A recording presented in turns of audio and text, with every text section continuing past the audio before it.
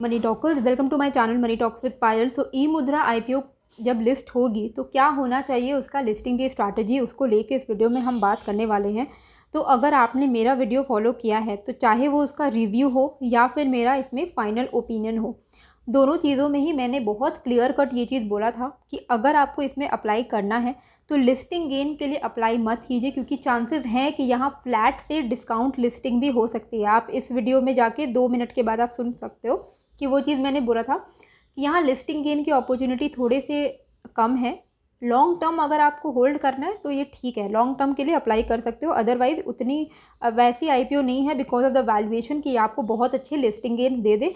साथ ही market condition भी थोड़े नेगेटिव ही चल रहे थे उस वक्त, इसी वजह से मैंने भी इसमें अप्लाई नहीं किया था। अभी यहाँ पे इनका नेगेटिव क्या था कि ये अपने जो प्राइस टू अर्निंग रेशियो पे जिस जिस दाम पे ये अपने आईपीओ को लेके आई है, उसका प्राइस टू अर्निंग रेशियो निकल के आया है 116। जबकि इनका कोई भी लिस्टेड पेयर नहीं है मार्केट में, तो इनसे कंपेयर हम नहीं कर सकते हैं किसी और कंपनी को प्राइस टू अर्निंग रेशियो लेके। तो मोनोपोली लिस्टेड कंपनी होने वाली है, लेकिन on the face of it अगर आप देखोगे तो 116 का पीई, 117 के आसपास का पीई सस्ता तो नहीं है। तो वैल्यूएशन इन्होंने बहुत हाई रखा है, जिस वजह से इनके लिस्टिंग गेन्स में कुछ खास आपको गेन मिलने के चांसेस नहीं दिख रहे हैं। हालांकि इसके जो फिनेंशियल्स हैं स्टेबल रहे हैं हमेशा से, आप देख सकते हो पिछले 3 साल स्टेबल थे। एंड अभी इन्होंने multifold increase in profit after tax report किया है, फ्रॉम 17 करोड़ से डायरेक्ट 31 करोड़ का, जो कि एक पॉजिटिव पॉइंट है।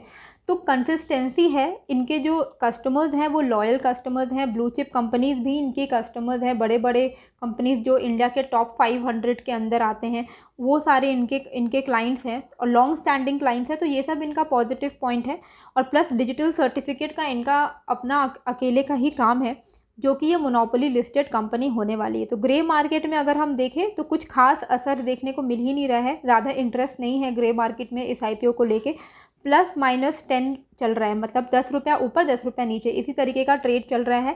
ट्रेड फिलहाल नहीं है, लेकिन ग्रे मार्केट में चांसेस यही दिख रहे हैं कि जो लिस्टिंग है वो जो इसकी प्राइस है 256, तो इसी के आसपास में लिस्ट होगी, या तो नीचे 10 रुपये या तो ऊपर 10 रुपये, तो इसी के आसपास लिस्ट होने वाली है। तो ऐसे में आपको क्या करना चाहिए, तो सबसे पहले देखो चांसेस है कि फ्लैट लिस्टिंग होगी या फिर 10 रुपया ऊपर नीचे थोड़ी बहुत लिस्टिंग होगी। बहुत ज़्यादा अट्रैक्टिव लिस्टिंग गेन की चांसेस नहीं है।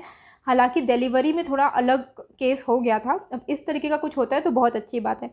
यहाँ पे देखो, अगर आपको अपने पैसे ब्लॉक नहीं करने हैं, आपने लिस्टिंग गेन्स के लिए ही अप्लाई किया था, तो आपको जो मिलता है लेके एक बार के लिए निकल जाइएगा, चाहे आपको प्रॉफिट मिल रहा है या लॉस मिल रहा है, क्योंकि शॉर्ट टर्म में बहुत अच्छे रिटर्न देने के इसमें चांसेस कम है बिकॉज ऑफ द वैल्यूएशन।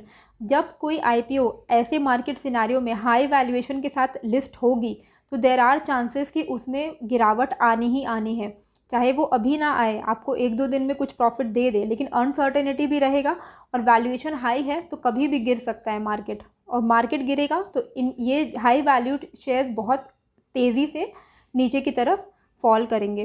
तो मार्केट अभी अनसर्टेन है, तो ऐसे सिचुएशन में आपको अगर अपना पैसा ब्लॉक नहीं करना है तो प्रॉफिट लॉस जो हो रहा है लेके एक बार के लिए निकल जाइएगा। उस पैसे को किसी अच्छे कंपनी में लगा के वहाँ से आप प्रॉफिट कमा सकते हो।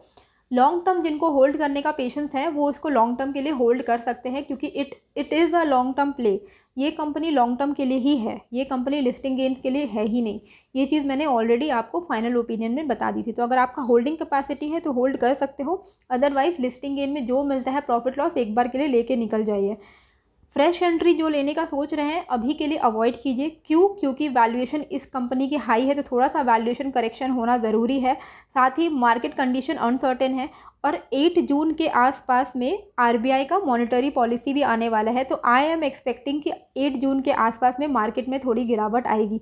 तो जब मार्केट में गिरावट आएगी तो ई मुद्रा में भी गिरावट आनी चाहिए, ऑलमोस्ट सारे शेयर्स फॉल करने चाहिए। तो उस हिसाब से ये भी लिस्ट हो जाएगी, तो ये भी थोड़ी बहुत फॉल करेगी और वहाँ पे आपको चांस मिल सकता है अगर इसके वैल्यूएशन में कुछ करेक्शन आए तो अभी मुझे फ्रेश एंट्री के लिए सही नहीं लग रहा है, मार्केट कंडीशन अनसर्टेन है। ऐसे में अगर आप यहाँ पे पैसे लगाते हो तो आपको रेडी रहना पड़ेगा कि होल्डिंग टर्म, मतलब अगर आपका लॉन्ग टर्म है तो ही लगाइए, लॉन्ग टर्म नहीं है, शॉर्ट टर्म में पैसे बनाने हैं, तो अभी ये कंपनी मुझे शॉर्ट टर्म में पैसे बनाने लायक नहीं लग रही है because of the high valuation and uncertain market condition. हालांकि कंपनी के फंडामेंटल्स मैंने आपको ऑलरेडी दिखाया, फिनेंशियल्स तो अच्छे हैं ही, और कंपनी डिजिटल सिग्नेचर सर्टिफिकेट की एक्सपर्टीज़ है इनके पास, और इनके काफ़ी अच्छे अच्छे कंपनीज़ इनके क्लाइंट हैं, जैसे माइक्रोसॉफ्ट, मोजिला, एप्पल, अडोब, जो फॉरेन के क्लाइंट्स हैं इनके। बाकी इंडिया के भी काफ़ी सारे टॉप 10 बैंक्स हैं, 6 automotive companies, 19 top companies among the top 500 rank in India, मैंने आपको बताया। तो ये सारे इनके क्लाइंट हैं, तो ये चीज़ बहुत अच्छी बात है इनकी। लेकिन लॉन्ग टर्म में ही आपको रिटर्न मिल सकता है इसमें ज़्यादा, जहाँ तक मुझे लगता है ज़्यादा मतलब डिसेंट रिटर्न्स मिल सकता है। लेकिन लिस्टिंग गेन में मुझे लगता है बहुत फ्लैट टाइप की ही लिस्टिंग होगी। तो जो भी है, पैसे ब्लॉक नहीं करने, तो एक बार के लिए निकल जाना चाहिए। और पैसे ब्लॉक करने के लिए अगर आप रेडी हो, 15,000 से आपको उतना कुछ खास फ़र्क नहीं पड़ता है, तो होल्ड करके रखिए, लॉन्ग टर्म में आपको रिटर्न्स यहाँ पे मिल जाएंगे। होप आपको ये वीडियो अच्छी लगी, कैसी लगी मुझे कमेंट करके ज़रूर बताइएगा। नहीं हो तो सब्सक्राइब कर लीजिएगा। मिलते हैं फिर एक नए वीडियो के साथ। Thank you.